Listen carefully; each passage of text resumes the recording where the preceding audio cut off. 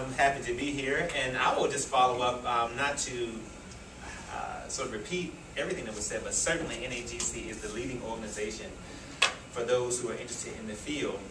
And I just want to kind of direct your attention to quite a few areas that would help you to know how to become involved.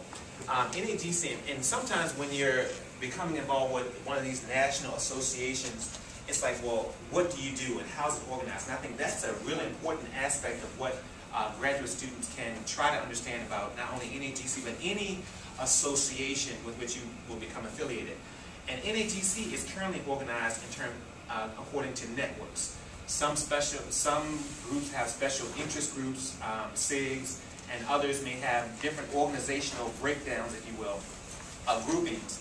But it's important to kind of understand how the association is organized because, like the conference, many of the presentations or initiatives or advocacy will be, and the work that you will do will be under the umbrella of one of the, in our case, networks. Okay, so here there are 14. I'm just going to highlight a few.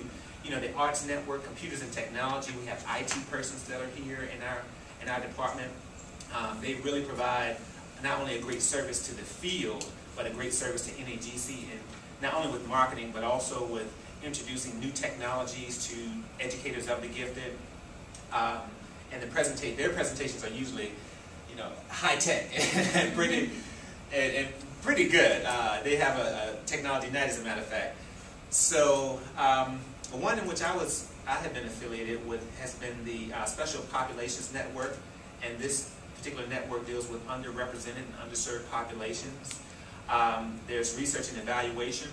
Many graduate students oftentimes present their work to this particular area and receive mentoring to learn how to develop your scholarship in this particular field. And this is a pretty high-profile. Some people even get awards. Some people get awards. Dr. Grantham got an award when he was a graduate Yes. student for his research from the Research and Evaluation Network. Which is a really nice thing to put on your reader. Yes, and it helps. It really does. Along those lines, in each one of the networks and in each of the associations that we'll talk about, there's typically some graduate student award, whether it be an award for your scholarship or award for attendance at the conference or award for curriculum or some educational endeavor that you may be engaging. And it's really important to seek those out. The larger organizations, like this organization, is not as large as, let's say, APA or AERA.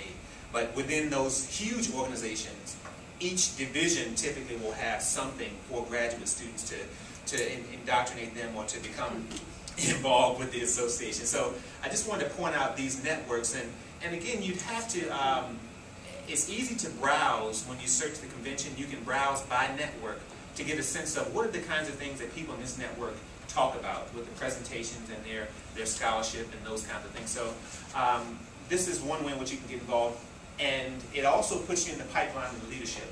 So over here I want to highlight the advocacy.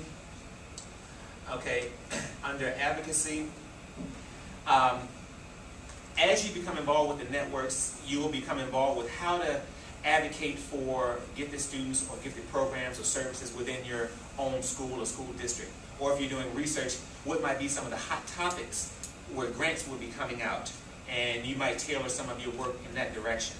And so, you know, the networking between the national to NAGC to the state and to the local level oftentimes comes as a result of participation and involvement in the network. Okay, NAGC has a toolkit that helps you become, you know, a better advocate. So also through your involvement with network, you'll have tools and resources that most folks just wouldn't know about. And so I think that's really important just to understand.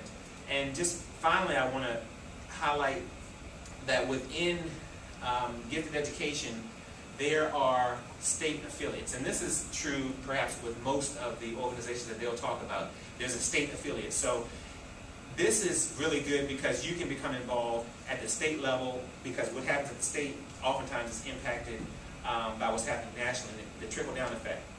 And there's always a need for leadership and involvement at the state. There are different awards. I would go to our state, the GAGC, the Georgia Association for Gifted Children. okay?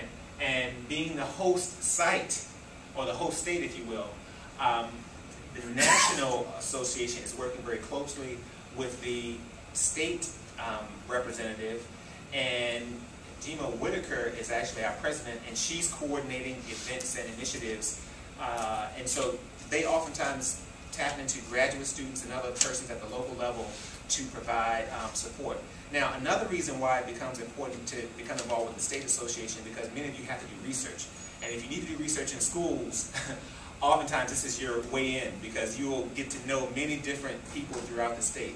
And so I just want to introduce you or remind you of the structures and different components within our area, how you can become involved with the networks and with the state.